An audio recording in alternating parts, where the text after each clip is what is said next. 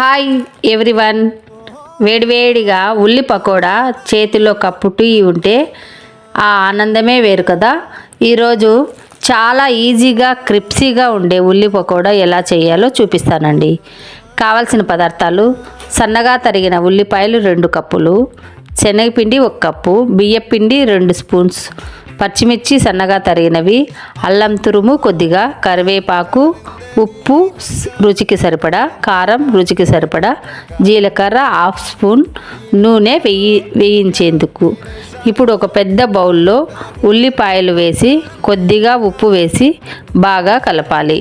ఇలా చేస్తే ఉల్లిపాయల నుంచి నీరు వస్తుంది. ఇప్పుడు శనగపిండి, బియ్యపిండి, కారం, జీలకర్ర, అల్లం, పచ్చిమిర్చి, కరివేపాకు వేసి నీళ్లు వేయకుండా మెల్లగా కలపాలి. ఈ మిశ్రమం చాలా గట్టిగా కాకుండా పల్చగా కాకుండా కలిపి పక్కన పెట్టాలి. ఇప్పుడు కడాయిలో నూనె వేసి బాగా వేడి అయ్యాక చిన్న చిన్న ఉండలుగా పకోడా వేసుకోవాలి.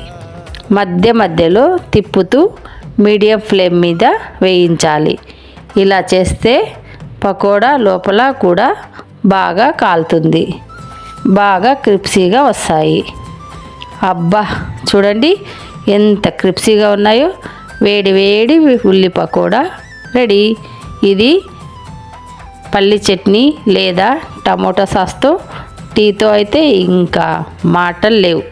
ఈ రెసిపీ నచ్చితే లైక్ చేయండి, షేర్ చేయండి. మరిన్ని ఈజీ రెసిపీల కోసం మా యూట్యూబ్ ఛానల్ను సబ్స్క్రైబ్ చేయండి.